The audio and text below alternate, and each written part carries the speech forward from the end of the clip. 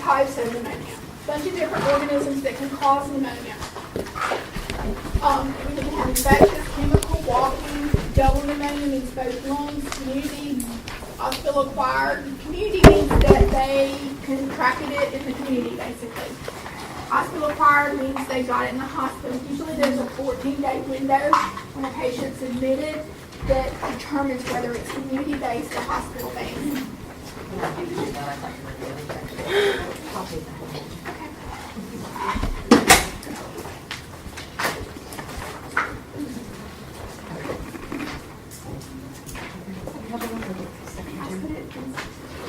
Oh, thank you very much. Maybe you just switch them up. No, I just grabbed the wrong one because I thought you were down that end. Okay. Thank you. Y'all got one? We'll just send this around. So you can keep it up. So hospital acquired and communities where you work, there is usually a 14-day window on whether they determine. So if a patient comes in within 14 days, if they display signs of pneumonia, then they'll call it community. But if it's after that 14-day mark, they usually call it hospital acquired. Okay? If it's hospital acquired, who's going to pay? That's right. That's right. All right, so aspiration pneumonia, what does that mean? They aspirated. Right. Very serious. That's a very sick patient. Speaking of aspiration pneumonia, test question on this test from this morning. Ms. Gary, tell me for y'all guys this. Y'all got a test question back. I saw like all that apply. About the beating. About the 15 minutes? The tube beating. The 15 minutes. So I've taught GI forever, so I don't think I'm teaching y'all GI, but for a patient who has tube feeding, just to know, it should be you hold it for 30 minutes to an hour, their tube feeding, and you set their head of the bed up 30 minutes to an hour. Okay? Because why? They can get Aspiration pneumonia. Right. So it's super important their head of the bed is up. Now, if they've got continuous feeding, we need their head of the bed up 30 to 45 degrees continuously, all the time. Okay, we never put the head of the bed down. All right, so these are good terms to put in your book of things to know, words to know. Okay. Any questions on any of that? So we have bacterial, we have viral, we have fungal, we have parasite pneumonia, we have helmet worm pneumonia caused by worms in the lung. I mean, there's just tons and tons of different types of pneumonia. Okay, but it appears that it presents in the same way. They're going to be hypoxic, and they're going to have either, when you listen to their lungs, they'll have what we call consolidation. You won't hear any airflow over a certain lobe or at the bottom of their lungs. Think about this. If you're sitting up or standing up and you've got fluid in your lungs, where does it tend to go? To the bottom. Especially if it's liquidy. Gravity's going to pull it down, right? So it's usually in the bases you hear it, or don't hear any sounds at all. Or you may hear some crackles in there too. All right, so pneumonia can be caused by immunosuppression. So we talked about that neutropenic patient. That would be a patient high risk. Any patient with lung problems, any patient is high risk, especially if they're on steroids. Especially if they're on a steroid, they get pneumonia. A lot of times you will see COPD exacerbations happen, and it's going to be because they have pneumonia. Not every time, but most of the time. It's going to be because they have pneumonia. So immobility can cause it. We talked about that surgery patient. Remember that? And we also talked about any patient that we put in a bed and tell them that they have to call us to walk or they can't walk. Then they're going to be immobile, right? They run the risk of pneumonia. So then if we put that same patient that has COPD in a bed and they can't get up because they're so short of breath every time they get up, then they're high risk. And then we have them in a hospital environment where there's lots of bugs everywhere. Depressed cough, if they're not having an effective cough. And then chemical, any type of inhaled chemical can cause it as well. Aspiration could be any of the following reasons that could cause pneumonia. So we're going to talk more about aspiration. You're going to hear aspiration pneumonia a lot. The respiratory and GI. Okay, you'll hear it a lot. Let's see. ET tube, intratracheal tubes, you get that in 4. Nausea and vomiting, anybody, nausea and vomiting could aspirate their vomit. Have y'all heard of alcohol aspiration? Alcohol-related aspiration, somebody gets so drunk, they vomit, and because they are so drunk, instead of exhaling, they suck it into their lungs. Okay. Cardiac arrest can cause it, swallowing issues, tube feeding. All right, so these are in your books. This is for every disease process. They're in your book. It's a wonderful study tool. You don't even have to make your own care plan. Here they are, your own concept map. If you study by concept maps, here it is. It's in your book. Okay? Wonderful, wonderful thing to look at. What page is it on? 601. It's for every disease process has some. 601? Thank you. So it gives your history, it tells you planning, data synthesis, it tells you patient problems. It's going to give you, like, if you were doing a care plan on a patient in a hospital that has pneumonia, pull your book out, and here's everything you need. But you got to remember, you got to make it patient specific, though, to that patient. But it's going to be up here. Everything you need is right here. Even your nursing diagnoses are there. Okay? Awesome thing to have. And then it tells your interventions over on the right-hand side. So, good thing to look over when you're studying. All right? Everybody good with pneumonia? So, why did I just go over pneumonia so quick? Because we previously have went over all the signs and symptoms, everything that a patient who has hypoxia, which your pneumonia patient's going to have, and what to do for them. Same thing. Now, this pneumonia patient, what they might have different, we know we're going to probably get a sputum sample, right? We're going to need that. What else might they have that maybe a COPD that comes in may not have? Antibiotics. They may have antibiotics, right? They may have antibiotics. And what else would we need to assess on a pneumonia patient? Well, we know it's infection, right? So what about the WBCs? Are they elevated? Yeah, if they're infected, they're going to be elevated. If it's a fungal infection, they may not, right? But if it's a bacterial or viral, then they most likely will be. All right, acute bronchitis. There is a difference between acute and chronic. Does anybody know the difference? Sudden onset. Okay, sudden onset. Acute sudden onset, right. Chronic over a period of time.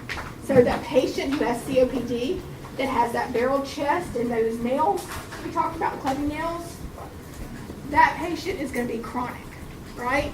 Because we talked about that happens over a long time. It does, a chronic obstructive pulmonary disease.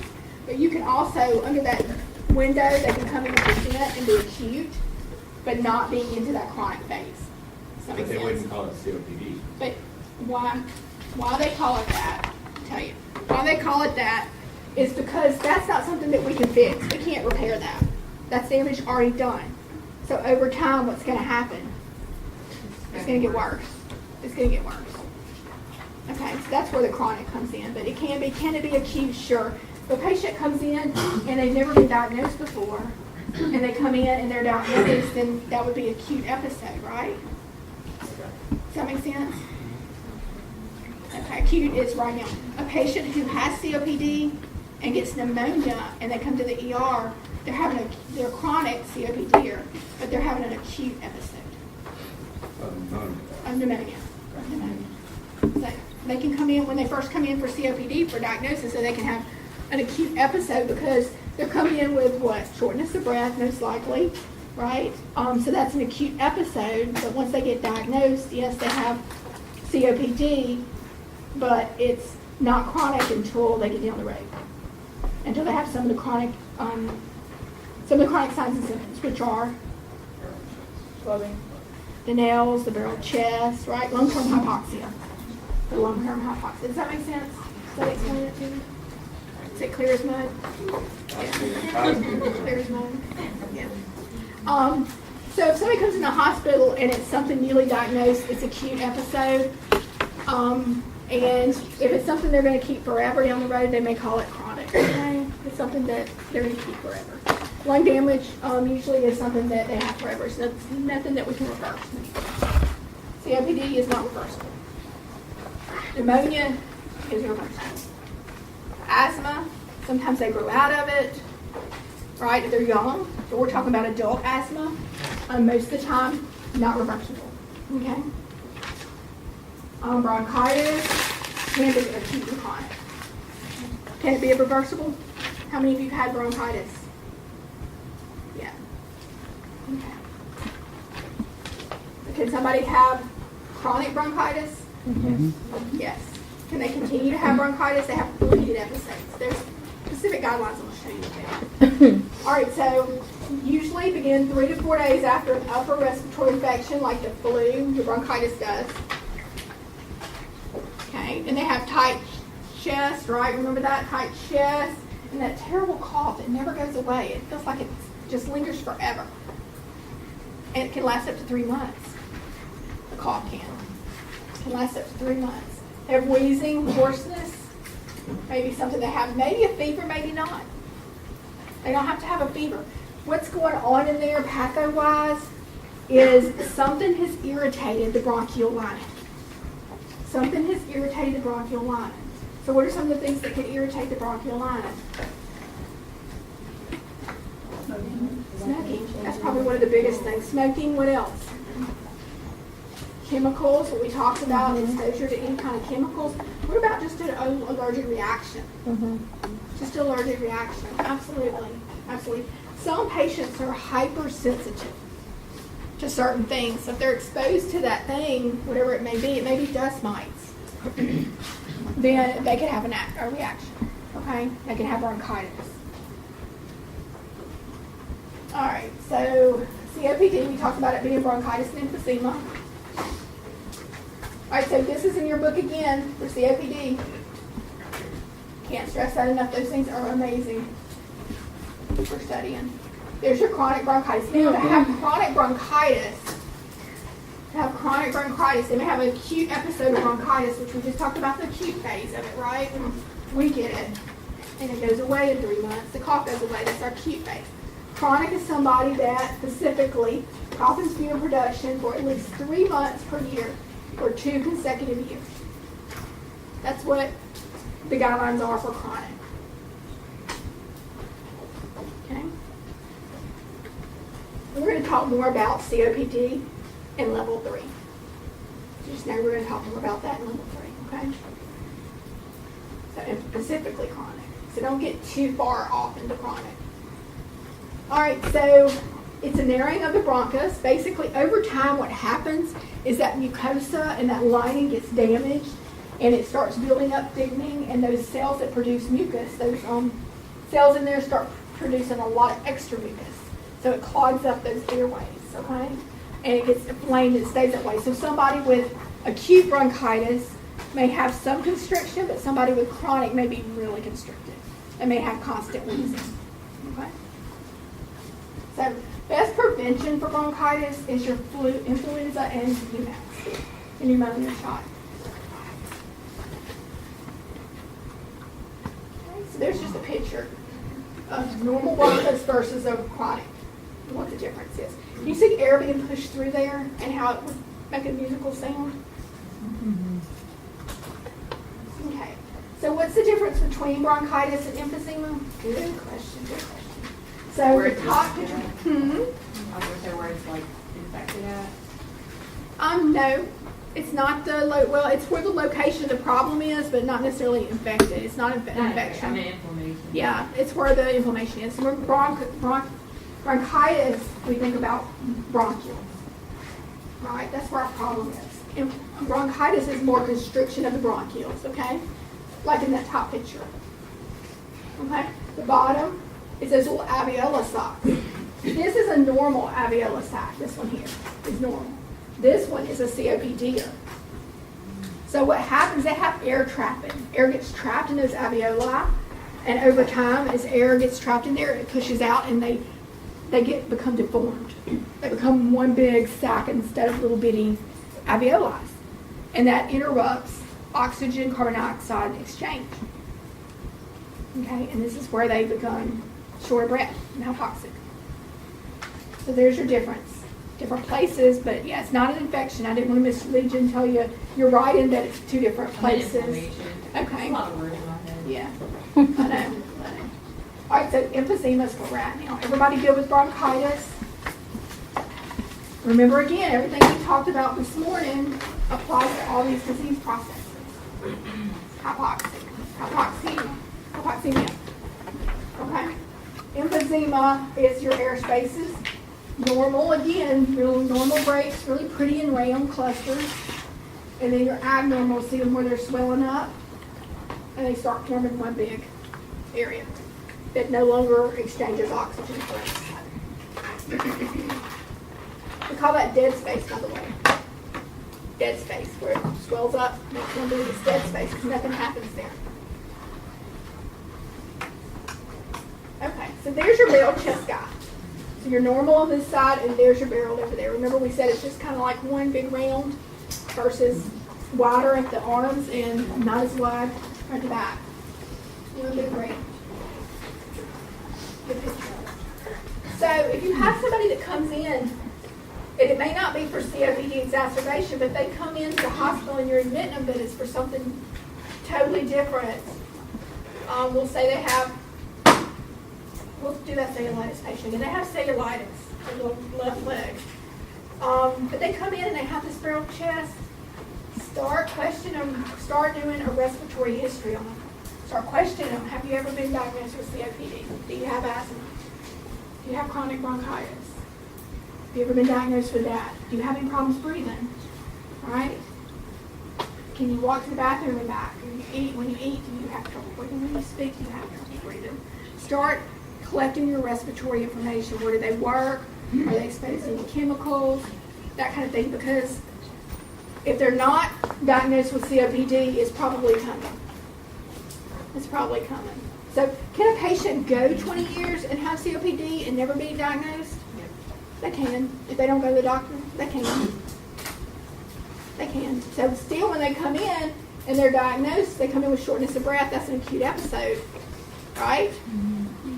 But they get diagnosed with COPD, that's a chronic disease. Does that make sense? Mm-hmm. I still feel like we're kind of that acute and chronic give students a lot of trouble. So I still want to clarify that. But that's your barrel chest. Okay. On X-ray, it's just blown up. It's hyperinflated. Okay. And what's this guy doing over here? Bending over, doing that breathing technique. What's he doing? Slouched over. Why? I wonder why. Look at his neck. He's what? Yeah? What's going on with him? He can't breathe. Somebody said he can't breathe. So what's he doing? He's using his accessory muscles, right? Mm-hmm. You see them in their neck, up in their shoulders, right? Their abdominal area. And with babies, you see retractions. You can actually see the ribs and see it retract in between the ribs. And they're having trouble breathing, okay? He's using accessory muscles, and he's in that position. We talked about that tripod kind of position, but he's got his hands here instead of like this, right? Bending over, letting that back take some of that, or get some air in that back. All right, any questions on that? Guys, remember when you're looking at this, patho's important to understand the nursing interventions, but you don't have to go to the cellular level. I'm not going to ask you a patho question. I'm going to ask you a nursing intervention question. So that's where your focus needs to be, is on nursing interventions. Okay? So, again, hypoxia for all these patients. What are we going to do for that? What are we going to do first? Elevate the head of the bed. Elevate the head of the bed. Second, Breathe. Check their O2 again. check their O2 stat. Then third, Then give them oxygen if needed. if it's low, right? If it's out of their baseline. Then what are we going to do? Call it up. Really? Are we going to call? What is the doctor? What if the doctor's... We're going to do ABGs. Check their, yeah. You can't do ABGs without an order. Cough and deep breathe. Cough and deep breathe if they have crackles for sure, right? If Check we think their it's a We're gonna be listening to it. Osculate their lungs. We're gonna, yes, we gotta assess them before we call the doctor. What's gonna happen if we call the doctor and he says, okay? What did you is listen their- to him? Yeah, what's their lung sounds? I forgot. They were still I didn't breathing listen to when I them. They're having walked trouble out. breathing, you didn't listen to their lung sounds? They were still I'm breathing. being nicer than he's gonna be, okay, or she's gonna be. I'm being nicer. They're not gonna be nice to you. So always, before you call about anything, make sure that you're assessing your patient. Make sure you're assessing before you call. When you're in simulation, that's probably one of the biggest things students do, is they're ready to call the physician about everything. And when they call, it's like, okay, well, what was his heart rate? What was his lung sounds?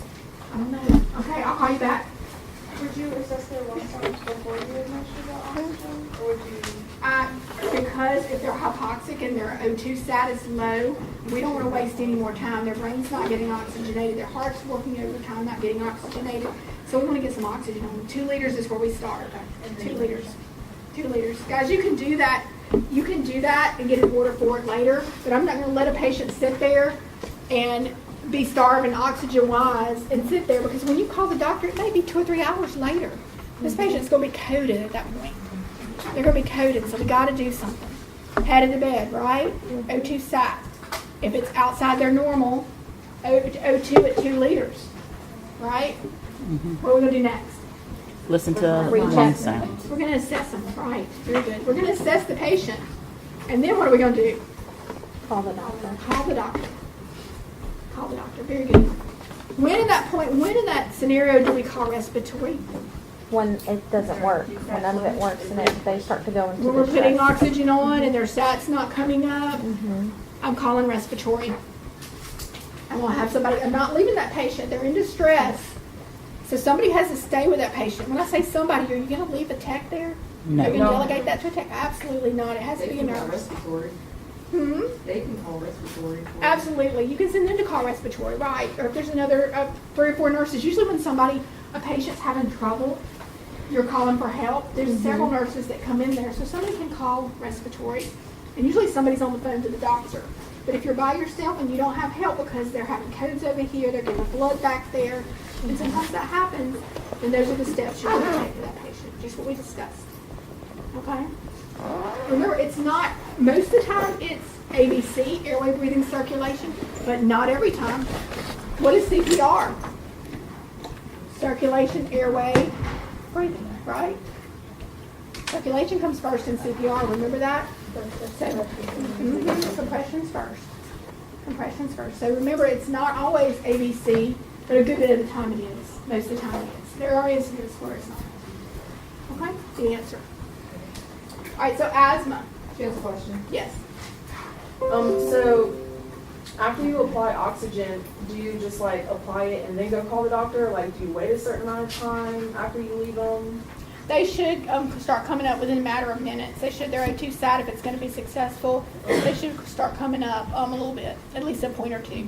Okay. So, but while you're assessing the patient, you're watching their O2 sat. But you've got to assess them before you call the doctor. So that's going to be a little time. Okay. You got to get that done. Okay? And I'm not just talking about, when I say assess them, I'm not just talking about the lungs. He may ask something else. He may say, okay, well, What's what their about their fingertip? strength? What about their cat-breathe feel? What about their color, their extremities? He may ask other things. So you have to do a quick focus assessment on respiratory, but also a head to toe. Okay? Also a head to toe. So when you go to clinical, you remember that big old sheet? Have y'all had the sheet of The physical assessment. sheet? Mhm. The 3 sheet pages, sheet? 4 pages. That's a great sheet, but can we do all of that on 5 patients every morning? No. No. So we have to break that down. We have to do that basic assessment, but then we have to do a focus. This is where the sheet comes in. The focus on that system that's got the problems. Okay? So patient comes in again with that cellulitis, have no long history of lung issues, and I go in and they're having shortness of breath. Then my focus is going to change from the cellulitis to the shortness of breath, and I'm going to do my focus on shortness of breath and a head to toe. Does that make sense? So your focus could change. It's not necessarily, is it always what they're admitted with? Or their diagnosis they're admitted with. Does that make sense? And that's where we have to be flexible as nurses for sure. Things are constantly changing. All right, so asthma. Again, it's hyper-responsiveness to some type of item. It could be dust mites, pollen. It could be NSAIDs or Tylenol. That seems to be one too. Again, Tylenol and NSAIDs increase what's called leukopene, and that's just a chemical that causes a hyper-responsive or a responsiveness and causes inflammation. Okay, so those two are not good to use.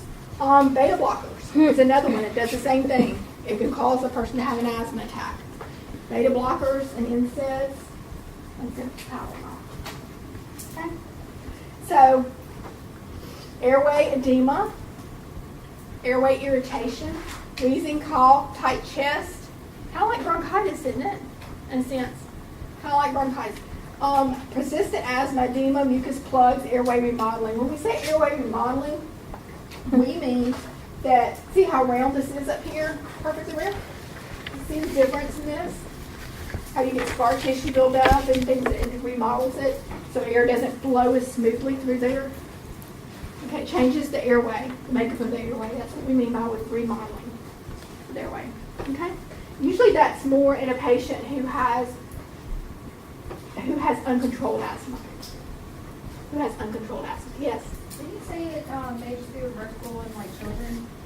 Sometimes they grow out of it. Because I was wondering, I had reversible here, and I was wondering if it would be considered reversible or not reversible. I really can't ask you that question because it's individual. It's based on the individual. So I could never ask you a question about that, right? But it can be with children specifically. They can grow out of it. See, but not adults. Adults, typically not. If they get it in adulthood, typically not. But if you take away the causative factor, sometimes it may alleviate. So if they're allergic to animals and they bring an animal in the house and they start having these asthma symptoms and we take the animal out, it's possible that we could relieve the symptoms. And Okay, so management, let me make sure I went back. Yeah, we got it.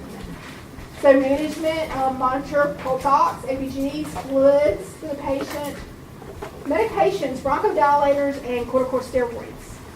So these patients have long-acting bronchodilators. What does bronchodilators do? Dilate the bronchiole, just what it says. It dilates the bronchiole so air can get in and out. So these patients have short-term bronchodilators, and they have long-acting. So if they're having an attack, the long-acting is not going to help them at this point. We need the short-acting. So those are going to be their rescue inhalers. Will be the short-acting bronchodilator. Okay? Always remember this. Important to know, to write down. You always want to give a bronchodilator before you give your steroid. You want to open it up to allow the steroid to get in there and do its job, right? And those steroids are not going to be fast. They're not going to be fast. That's going to be something that they use to maintain. Long-acting inhalers, steroids, medications like Singulair, those medicines that decrease their hyperresponsiveness are going to be things that they take every day to manage their asthma. The short-acting bronchodilators will be the medications that they use for rescue. Okay? All right, so supplemental oxygen, super important we give them oxygen.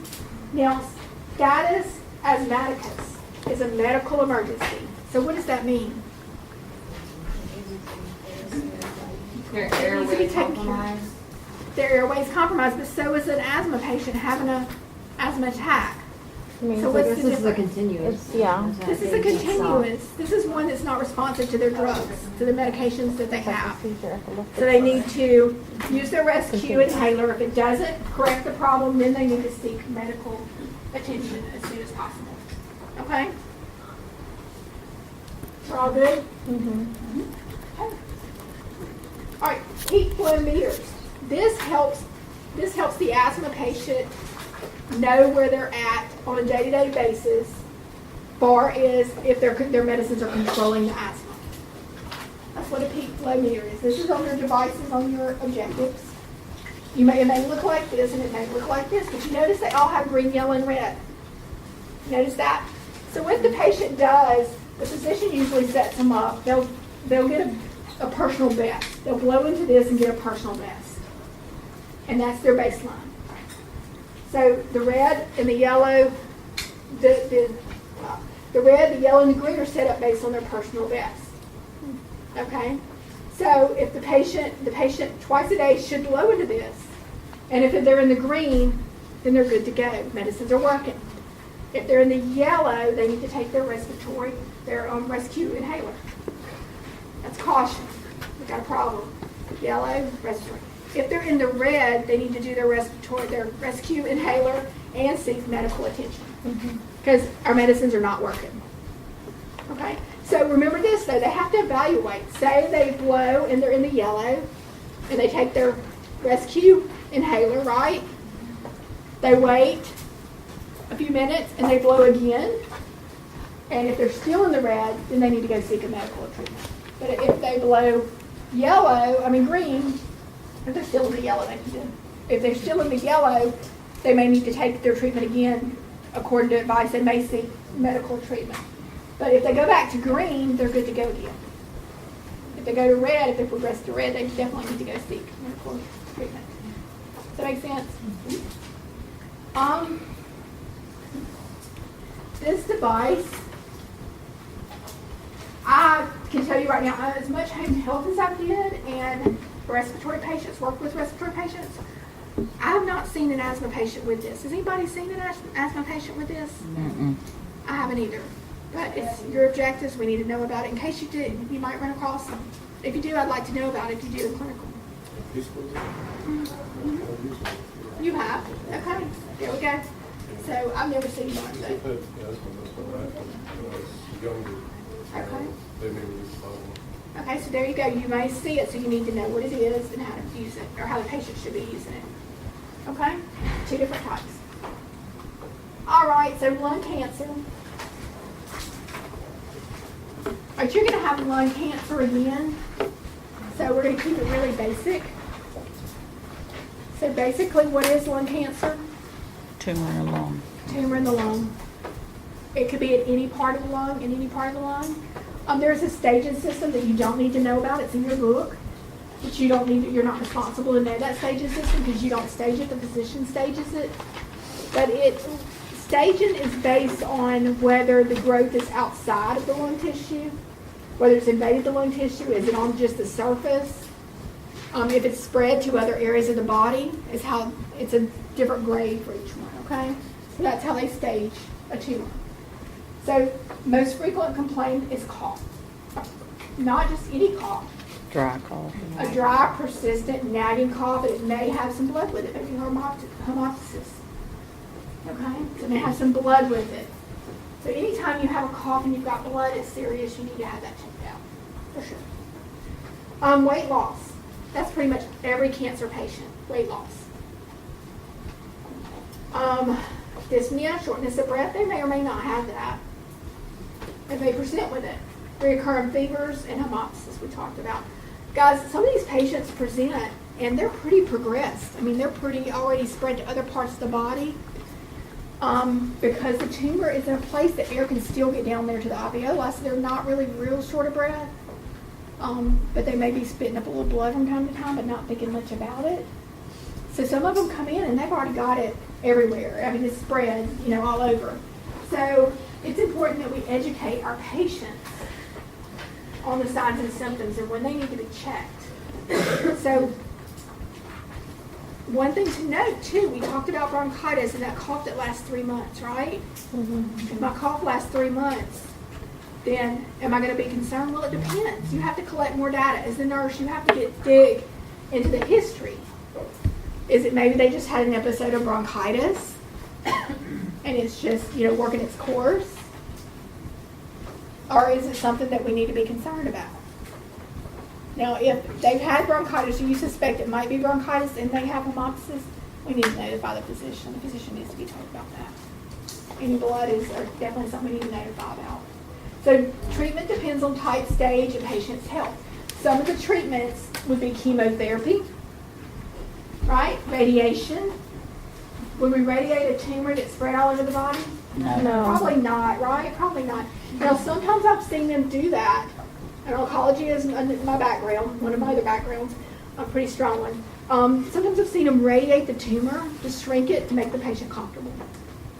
Okay, to decrease their symptoms. So, Breathe easier. breathe easier, maybe, yeah, breathe easier would be a good one for this one. So, when we say that they won't radiate, they may.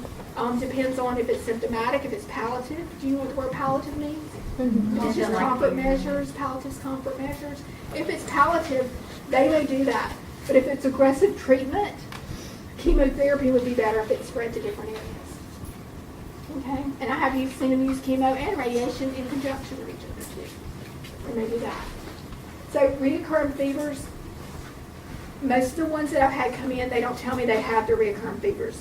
The ones that do have them, the few that I've come across that do, it's usually at night and it's a low grade that comes on at night. Okay? Again, it all depends on where the tumor is as to their signs and symptoms. It all depends on the where the tumor is. All right, time for drugs. Whew, you know, breathe deeply. We got through the disease processes. There's not a whole lot of drugs for this. GI has this long, long list of drugs. This, not many. Not many. Okay. So basically you have corticosteroids. We kind of talked a little bit about that. We know that if their immune system's down already when we give them steroids, it's going to go even further, right? They're going to be high risk for infection, right? What else about steroids? What else can you tell me about steroids? Does sugar go up? Yes, very Heart rate. good. Hyperglycemia is a side effect. Tachycardia, Tachycardia, restlessness. What else? Blood retention for sure. Blood retention. What about eating? Weight gain. From blood, and they like to eat because what? Makes Because of the sense of makes feeling- people angry too. It can make, mood unstable, correct? But it gives them this sense of feeling wonderful at first. So they eat really well. They're really active, right? Some of them hyperactive. But yes, they can, at the drop of a hat, they can be angry. And it can cause you to get cataracts on your eyes too. Yes, it sure can, long term, it sure can. My mom would cry. Yeah. You know. So we, around here, like the nursing faculty, when we get on steroids, we always tell the other faculty, I'm on steroids, so Don't make me mad. don't do that. And if you do, I'm sorry, I snapped at you. It's just steroid response. So as long as we don't bring, guns and knives and throw chairs, we're okay. But yeah, it does make you, I'm glad you brought that up, it does make you very moody. Blood glucose goes up, they eat a lot, it's kind of hard to control that glucose in some patients. If they're already diabetic, it can be a really, really big problem. Long-term steroids, they get that moon face. Have y'all seen that before? Yeah. That moon-looking face. Their skin gets really, really thin. You can see through it. Cheeks are always red. Their cheeks are, they get that flushed red feeling, or not feeling, but the look. And some of them do feel warm too. They get warm really easy. Okay. So, methoxanes. There's your handheld inhaler. Have y'all seen that before? Shake it. Make sure the mouthpiece is clean. Those are things we're going to tell our patient. Right? Exhale as hard as they can. Spray. Inhale. Hold it. And then release. Okay? Rinse your mouth out. If it's a steroid. Very good point. If it's a steroid, they must rinse their mouth. Why? Because they'll stay in there and rot their teeth. Well, they usually get a fungus. They'll get thrush Yeah. in their mouth. And then they transfer it back and forth to their inhaler. This is the Yeah. methyl, is that the same thing? So that's your that's steroids that are inhaled. Oh, okay. Steroids that are inhaled. So here we go here. Pretty much the inhaled PO and IV are the same on this. So insomnia, we didn't talk about that. I'm trying to see the ones we didn't talk about. Insomnia, because they're so feeling this great feeling, right? This euphoric feeling. So they don't sleep. They have hypertension. Why would they have hypertension? Because everything's up. There you go. Fluid, extra fluid, right? What does extra fluid do to the heart? Makes it work harder. Right, so it increases what? Blood pressure. Gotcha. Okay, increases the blood pressure. Mood swings, we talked about the rest of it. Gastric, what about gastric? What does it do to the GI tract? Does it make it slow down? No. Not really. It's more ulcers. Ulcer related is what we're looking at. It can cause ulcers. Steroids can cause ulcers. So it's important that we tell the patient when they're taking steroids to eat, especially PA. Not so much inhaled, but PA. Take them when they eat. Alright, so, and again, nursing implications are just gonna be related to the side effects, right? If they have fluid retention, then we want to decrease their sodium intake, right? Now guys remember that? Make patient family aware of potential for liable emotions. Sure, we don't want them to go off with their family and, you know, we have the police and ambulance out there at their house because they've done something terrible. Weigh patient in the morning. Why do we want to weigh them? In case they're getting fluid overload. Fluid overload, and they're going to be eating a lot, right, and gaining fluid. So we want to weigh them every day. What is the best indicator of fluid gain? Weight. Awesome. Awesome. Rinse mouth after use for steroids specifically. Taper medicines as prescribed. Steroids are always tapered. They're tapered up, they're tapered down. Has any of you had a Medrol dose pack before? You remember how they taper them up, up and then back down? We always do that with steroids. Alright, so methoxanes. This is your theophylline, your Theodore. It's a bronchodilator. Okay, it's long-term control. Y'all see that? Denote long-term control. So this is not one that the patient's going to use. Do you need a break? Not yet. This is not one the patient's going to use for a rescue inhaler. This is one they're going to use to maintain, right? Let's see. Side effects, dose-related toxicity. Tachycardia is the biggest one. Tachycardia is the biggest one. And for some reason, and this is again with kids, but we're really focusing on adults, but kids who have bronchodilators, especially like albuterol, one of those, they seem to get this wild streak in them. Kind of like with the steroids. They get wild and climbing the walls and their heart will race. Well, adults, the heart will race sometimes. Usually they don't really get that streak in them, but they're wild. Dose-related toxicity, tachycardia. Guys, tachycardia, we have that under dose-related. Sometimes they get tachycardia and we don't really consider it we don't really consider it toxic. So it just depends on how high the heart rate is. If it's outside of our range, okay? I just want to point that out. Vomiting, CNS problems, it causes headaches, seizures, hemoptysis, hypoglycemia, and hypokalemia, low potassium. Nursing implementations is, again, if you look up here, it's going to be pretty much correlate with the side effects. Y'all see that? Mm-hmm. That's pretty much every medicine that you look at. Whatever their side effects is, it's going to kind of gear your nursing interventions, right, for that patient. All right, so mast cell stabilizers is going to be your Intel asthma prophylactic agent. Exercise-induced asthma. So if you've got a patient who exercises and they have an asthma attack, then they may need to take this first before they do their exercise. Okay? What are some other things that might trigger asthma? What about a patient is in a room that's maybe 72 degrees and they walk outside and it's 54 degrees? Any changes, extreme changes in temperature can also trigger an asthma attack for patients. Okay? Something to keep in mind. Because most commonly you see it in the wintertime when they walk outside their house and they have that extreme drop in temperature, they may have an attack. So this is inhalation. It's also got a nasal solution with it as well. So not to be used for acute episodes, okay? Only exercise related, they're going to take it before they do exercise, but it's not a rescue inhaler. It's not a rescue inhaler. Every time I exercise, I get an asthma attack, I'm going to do this prophylactically. Okay? Does that make sense? Mm-hmm. Not a rescue inhaler. All right, so not safe.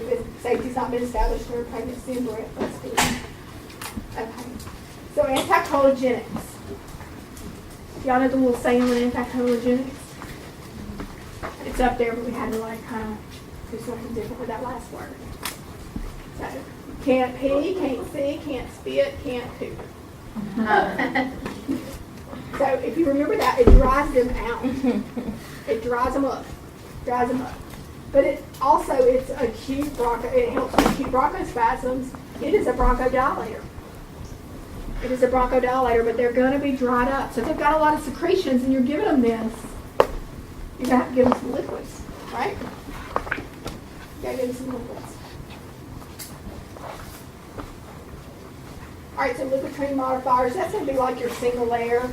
And it just inhale, remember we talked about the Licotrine and how that Licotrine in the body, when they take NSAIDs or Tylenol or beta blockers, how that increases the Licotrines, which causes the asthma, the reaction, the hypersensitivity, and they have an asthma attack. Well, this is just a modifier. This decreases the Licotrines, is what it does in the body. Okay? Take 1 hour before or 2 hours after meals. Increase fluid intake again, it dries them out. Not to be used to treat acute attacks. Again, this is one that they're going to use to maintain. They're going to maintain. Okay? So here's your beta 2. Here's your beta 2. This is going to be your albuterol, your Provent, those kind of meds. Again, it's inhalation. It's a bronchodilator as well. Tachycardia, tremors, this is when you get all those good things with too.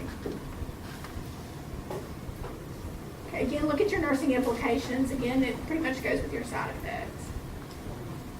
And this very last one, instruct the patient to consult the MD before taking any new medicines. That's true with a lot of medicines. So what we do as a blanket, we just tell every patient with every medication that they go home with, contact your MD before taking any, before you take anything over the counter or prescribed by another physician. All right, respiratory nutrition. We'll go a few more minutes and then we'll take a break and we'll come back and do some things. So we've got this patient who's short of breath, and we talked about how eating causes an increase in activity, causes increased shortness of breath, right? Mm-hmm. So the more we feed them, the shorter the breath they get. The more they eat, the shorter breath they're getting. So what do we do to help the patient with that?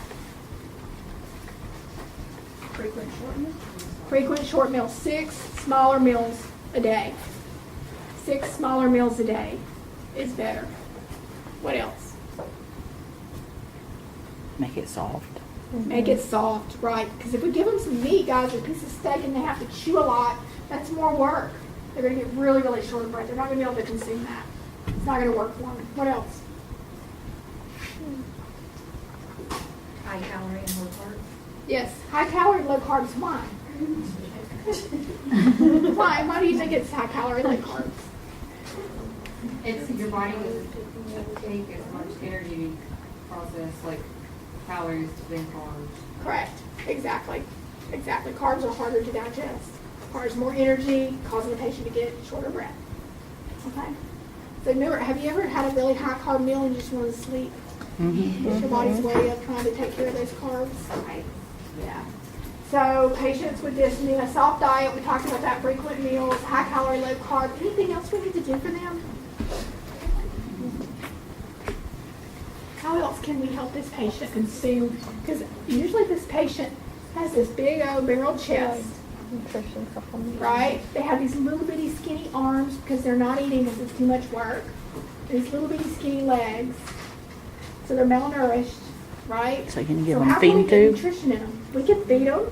We could if it was really bad and they would let us. Some of them are so independent. We could feed them. What else? Or put a feeding tube in? Supplements. That would be last ditch. Yeah, a feeding tube would be last ditch for this patient. We wouldn't want to do that unless we just could not get any nutrition. Sugar, things like that. Mm-hmm. Yeah, so they can get all their calories in a drink, and that's easier to process and easier to drink. But if we give them a straw, what about giving them a straw? Should we give them a straw? No. More work. More work. Let's let them drink it out of the cup. Less work, right? So what else do we need to do? We got these 6 small meals. When should they consume those 6 small meals? Space them. Anytime? Yeah. When? Every so many hours. Probably, yeah, do it like on a meal plan, something that their body can. We want them to be rested, right? So if Yeah. they just come back from the bathroom or they just took a walk, not a good time for a meal, right? We want to give them some time to recoup. So we want them to be rested. So when I say that, well, we've got ADLs we need to do, right? And they need to do all these other things. They need to work with PT. So you've got to put those small meals in their rested periods, okay? So if they want a snack, give it to them. If it's not carbs, give it to them. If they want a snack, if they're ready for a snack, we give it to them, whatever they want. We pretty much give it to them. So you want to plan things accordingly, like their ADLs. If they're going to do their ADLs, you want to plan it when they have rest, not when something else is going on or around something else. Sometimes I do the ADLs for them, and you can do this. This is where those instances, you know how we want to make patients independent? Mhm. Well, this patient, we have to help them, okay? We have to help them, because what's going to happen, they're going to get even more short of breath, and because they have cardiac arrest, stop breathing, they could. We don't want that. So we've got to help them. So I'm going to, if I know the patient needs some food, we need to consume some calories this morning because we hadn't had nothing, then I'm going to do the ADLs for them. That way they can eat. If I'm doing the ADLs, they're resting, right? I'm doing all the work. So they can rest and be prepared to eat their meal. We're talking about somebody that's really, really short of breath. Really short of breath. Okay? This is usually progressed over a period of time. But when you have somebody with shortness of breath, you have to plan everything appropriately. Their activities, specifically their meals, to get the right nutrients in them. Because like I said, the work of eating requires more energy, and they can't breathe. Any questions on that? 6 small meals. All right, so prevention. Prevention. When we say prevention, if we're talking about somebody that has pneumonia, then we would talk about pneumonia vaccination, right? But if we say somebody that has COPD, it's kind of late to prevent that. We don't want them to smoke to further damage, right? But a lot of them do anyway. But we don't want them to. We want to educate them not to. But we can't prevent COPD. The damage is there. So what do we do? When we say prevention, what are we preventing for a COPD patient? To giving them cigarettes. To what? Like, For the secondary so condition. you don't like spread it. Very good. A secondary condition, such as Cancer, right? bronchitis, Or bronchitis. Most of them bronchitis, carry that pneumonia. anyways. Bronchitis, pneumonia. So we're asking the COPD patient to get a pneumonia shot. That's a prevention, right? A prevention measure. That's what we would do. We would make sure they got their flu shot and pneumonia shot if they were not having exacerbation or they weren't infected already. Okay? So that's prevention for that patient. For the patient who has bronchitis, we would also want them to get what? Pneumonia and flu. Not during their episode, but after. So we would talk to patients about this. So it's important that you talk to patients about the flu vaccine and the pneumonia vaccine to prevent them from having what? Lung issues. Secondary for COPD are lung issues, right? They're getting pneumonia. What about the asthma patient who gets the flu? They're already compromised, right? That's a very sick patient. Could possibly end up in the unit on what? A ventilator. Mhm. So we want to prevent that from happening, so we definitely want to talk to them about the flu. I can't say avoid whatever the problem is. If they're allergic to dust mites, well then wash your sheets in hot water once a week. Wash all the sheets. Don't have carpet in your house. Those kind of things. If they're allergic to pollen, that's pretty hard, isn't it? Mm-hmm. So they need to watch when the pollen's high, and if they can stay indoors as much as possible, if they can. But if not, they can wear a mask. Okay? So everybody pretty much got that on prevention? So we want to talk to our patients about that before it happens, what makes happen. Lifestyle behaviors, if they work in a chemical plant, and that's the problem, well, that's kind of hard to do, but are they wearing the protective equipment? That would be the question I would have. Are you wearing the protective equipment that the companies are? Okay. You guys ready for a break? Come back at 5 after. Everybody tell me when the break is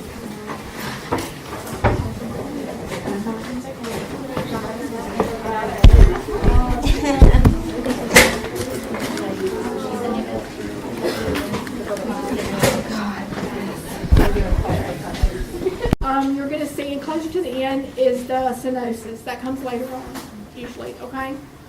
Stenosis comes later on. They may start using their accessory muscles. They may be gasping for breath.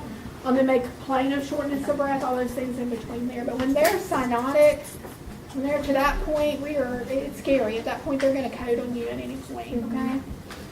So, does that help explain your question?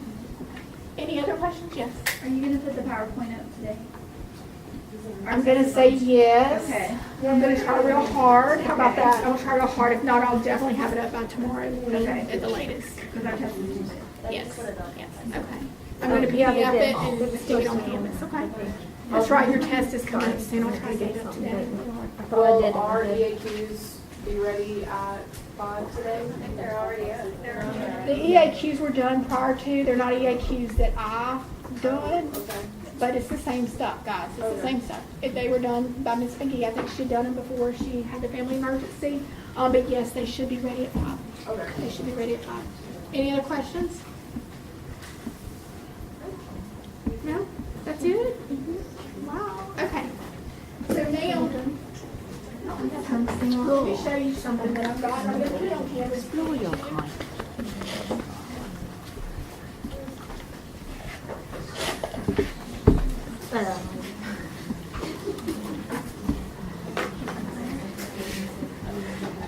I made some oxygen clip notes. Nice. Now again, this is just a tool. Okay. It is just a tool. Okay, so you need to study, read your book, same things. This is just a guide to help you. If you've not looked at these things, then you need to go over this list and you may want to go back and look at those things. Are you posting that? Yeah. Oh, just a second. So here is a Taking review. pictures. In the beginning is the review, the factors affecting oxygenation. It goes through that. I just want to run through it. Respiratory function. Okay, so if you've got a patient hyperventilating, then they're what? They're hyper. Hyperventilating. They're nervous. They might have anxiety. Alkalosis. Respiratory alkalosis. Alkalosis. Building up. All right, they're blowing off all their CO2, which we say the CO2, we're just going to say for level 2, it's the acid, right? The acid piece, right?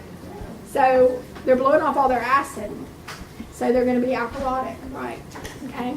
So what if the hypoventilation? So they're gonna be acidosis. What is it? Decreased respiration. Decreased respirations, acidosis, right? Because they're holding on and retaining their CO2. That was the keys I want y'all guys to get, okay?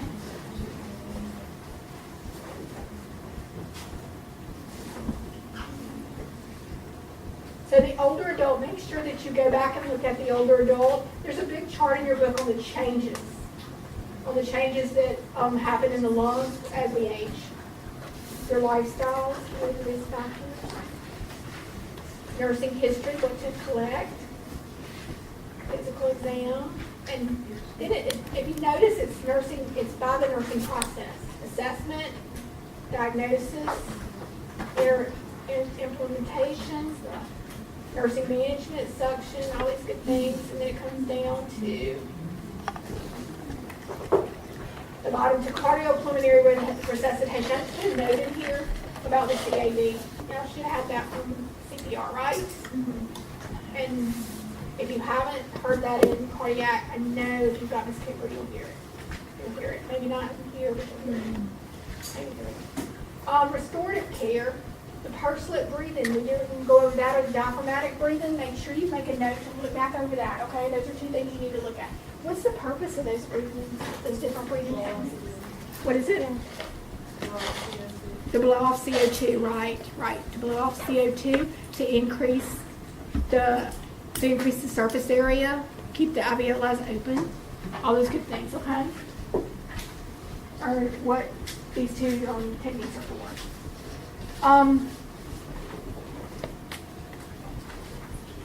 Just make sure you look back over them. Don't go in detail, but just look at how the process is because you're asked to do it with the patient.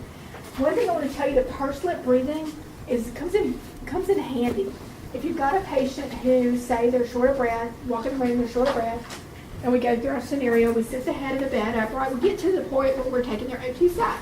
Well, their O2 sat is 95. And they've been running 94. or 95. So they're within their baseline. So they may be having anxiety, right? So what we could do is try to slow their breathing down by having them breathe in their nose and slowly exhale out their mouth. Breathe deep in their nose. Slow it down though. You don't want them to go real fast. And breathe out. I've used that technique and it works. Even for patients who are short of breath and their sats are low, not too low, but a little bit lower than their baseline, try it when you're at the hospital. If you get a patient that's short of breath, try it. But you've got to calm them down. You've got to have them concentrate. And you've got to coach them. And let them look at you. Everything else is closed out, but they're looking at you. And you're going through the motions. You're going with them. Breathe in through your nose, out through your mouth. Sometimes you have to tell them, slow down. Let's slow it down, and do it with them. But it works. It increases O2 sites. It decreases anxiety. It works. So give it a shot if you get in a situation like that. I think that's everything on that. So y'all guys like this, okay? Something that may be useful? Okay, we'll post that. All right, so what we're going to do, I do have some Kahoot for you. I like Kahoot, don't you? Yes. But before we do that, let's do this. Let's do this preliminary drugs. It's a crossword puzzle. You're working groups, so it'll get done really quick. I have the key, so when your group gets done, if you'll just raise your hand and ask me for the key, I'll give you the key. And we'll just take the keys and move them on to other groups as they're done. Okay? All right, so let's do it in groups. We're probably going to have to do, I didn't realize there were 63 of y'all in here. Holy moly, I don't know how y'all got all that in this room. Good job. Yeah, there's 57 in the other Good class. job. It's how many? 57. In the other class, yeah. Yeah, they're still packed in there like sardines too. They're really packed in there. But y'all guys are. Got it. Just those Is that on web services? I don't want to ask you to Oh, they move finally your got it out. place because you're so, like, there's really nowhere to move. So what we can do maybe is just, let's see how we can do this. Maybe if y'all guys turn around and pair with them, y'all could just, this side can turn around and pair with the people behind them. And we can- And then y'all can do the same here. That Go way ahead you're and do not our only buddies moving your chair's again. moving, but your desk is not moving. All right, so we can do 4. Let's do 4 in a group and see if I have enough. If I don't, we may have to add points some. off of this. All right, just take one for your Whatever group. this class activity. You only get one puzzle for your group. Y'all going to work on it together. Sign that thing. And I'm going to give you a little bit to do it, and then we'll come back and undo our computer. Maybe.